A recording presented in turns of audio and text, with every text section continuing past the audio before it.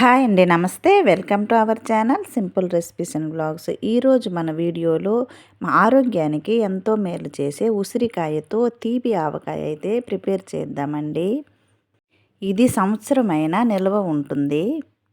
మరి లేట్ చేయకుండా ఎంతో టేస్టీగా ఉండే ఈ ఉసిరి ఆవకాయను ప్రిపేర్ చేసేద్దాం. సో స్కిప్ చేయకుండా వీడియోనైతే చూసేయండి ఫ్రెండ్స్. ఇక్కడైతే నేను అరకిలో వరకు ఉసిరికాయలను తీసుకున్నానండి. ఈ ఉసిరికాయలను శుభ్రంగా కడిగి కొద్దిగా ఆరబెట్టి ఆ తరువాత ఇలా ఇడ్లీ పాత్రలో వీటిని ఉడికించుకోవాలి. ఈ ఆవకాయ అయితే చాలా టేస్టీగా ఉంటుందండి. ఒకసారి తప్పకుండా మీరు కూడా ట్రై చేయండి. ఇలా వీడియోలో చూపించిన విధంగా ఇడ్లీ పాత్రలో వేసి వీటిని ఆవిరి పైన ఉడికించుకోవాలి. 15 నిమిషాల వరకు ఎక్కడైతే నేను ఉడికించానండి. 15 నిమిషాల తర్వాత ఉసిరికాయలు అయితే మెత్తగా ఉడికాయి. ఈ ఉసిరికాయలను వీడియోలో చూపించిన విధంగా ఇలా చిన్న చిన్న ముక్కలుగా కట్ చేసుకోవాలి. ఉసిరికాయలను ఆవిరి పైన ఇలా ఉడికించుకోవటం వలన ఈ ఉసిరికాయల్లో ఉన్న గింజలు ఈజీగా వచ్చేస్తాయండి. చూడండి ఇలా వీడియోలో చూపించిన విధంగా ఉసిరికాయల్లోన ఉన్న గింజలన్నీ తీసి ఈ ఉసిరికాయలను చిన్న చిన్న ముక్కలుగా చేసుకోవాలి. తరువాత దీనిలో వేయటానికి పొడినైతే ప్రిపేర్ చేసుకుందామండి. దీనికోసమైతే స్టవ్ పైన ప్యాన్ పెట్టి పెద్ద స్పూన్తో 1 స్పూన్ వరకు జీలకర్ర అలాగే 4-5 ఎండుమిర్చిని లో ఫ్లేమ్లో కలర్ మారేంత వరకు ఫ్రై చేసుకోవాలి. దీనిలో మసాలాలేమీ యాడ్ చేయడం లేదండి. ఈ జీలకర్ర ఎండుమిర్చి పొడినే వేస్తున్నాము. ఇవి వేగిన తర్వాత వీటిని పూర్తిగా చల్లారనివ్వాలి.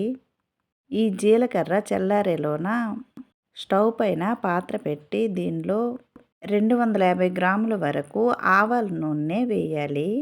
ఈ పికిల్ చేయడానికి ఆవ నూనె అయితే చాలా బాగుంటుందండి. ఈ ఆయిల్ కొద్దిగా హీట్ అయిన తర్వాత దీనిలో 1 స్పూన్ వరకు జీలకర్ర, 1 స్పూన్ ఆవాలు, అలాగే 1/2 స్పూన్ వరకు సోంపు, అలాగే 1/2 స్పూన్ వరకు మెంతులను వేసి ఇవి వేగిన తర్వాత మనం ముందుగా ఉడికించి ముక్కలుగా కట్ చేసుకున్న ఉసిరికాయలను వేసి ఫ్రై చేసుకోవాలి.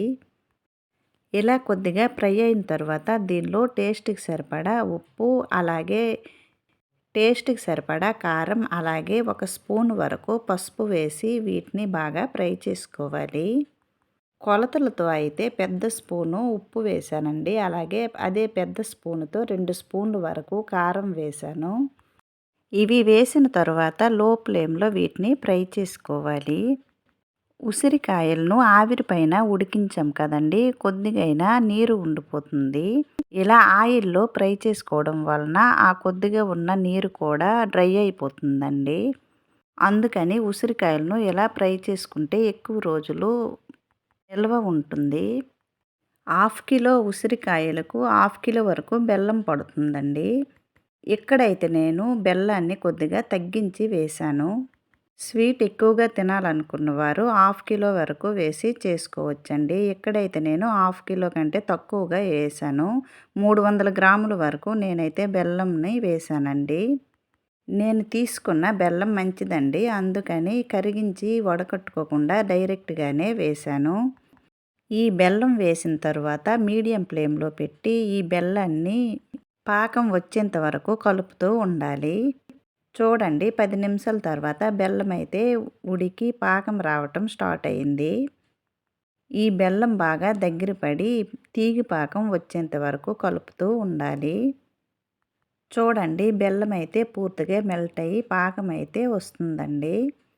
ఈ ఆవకాయ చాలా బాగుంటుంది, ఆరోగ్యానికి కూడా చాలా మంచిది. ఇలా బెల్లాన్ని మధ్య మధ్యలో చెక్ చేస్తూ తీగపాకం వచ్చేంత వరకు చూసి తీగపాకం వచ్చిన తర్వాత స్టవ్ని ఆఫ్ చేయాలి. స్టవ్ ఆఫ్ చేసిన తర్వాత మనం ముందుగా మిక్సీ పట్టిన జీలకర్ర, ఎండుమిర్చి పౌడర్ను వేయాలండి. ఈ పౌడర్ వేసిన తర్వాత ఇదంతా బాగా మిక్స్ అయ్యేటట్టు ఒకసారి కలుపుకోవాలి. చూడండి కలర్ఫుల్గా ఎంతో టేస్టీగా ఉండే ఉసిరి ఆవకాయ అయితే రెడీ అయ్యిందండి. ఈ ఆవకాయని గాజు సీసాలో కానీ గాజు పాత్రలో కానీ స్టోర్ చేసుకుంటే 1 సంవత్సరం వరకు నిల్వ ఉంటుందండి. అన్నీ మన ఇంట్లోనే ఉండే ఇంగ్రీడియంట్స్తోనే ఈ ఆవకాయ అయితే ప్రిపేర్ చేశామండి. కొత్త వాళ్ళు కూడా ఈజీగా ఈ పికిల్‌నైతే ప్రిపేర్ చేసుకోవచ్చు. మరి మీకు కూడా ఈ పికిల్ నచ్చినట్లయితే ఒకసారి ట్రై చేయండి ఫ్రెండ్స్. చాలా బావుంటుంది. మీకు కూడా నచ్చుతుంది. అలాగే కొత్త వాళ్ళెవరైనా చూసినట్లయితే ప్లీజ్ ఈ ఛానల్‌ని సబ్స్క్రైబ్ చేయండి ఫ్రెండ్స్. అలాగే ఈ రెసిపీ నచ్చినట్లయితే లైక్ చేయండి, షేర్ చేయండి. ప్లీజ్ ఈ ఛానల్‌ని సబ్స్క్రైబ్ చేసి సపోర్ట్ చేయండి. మరో మంచి వీడియోతో మళ్ళీ కలుద్దామండి. Bye friends.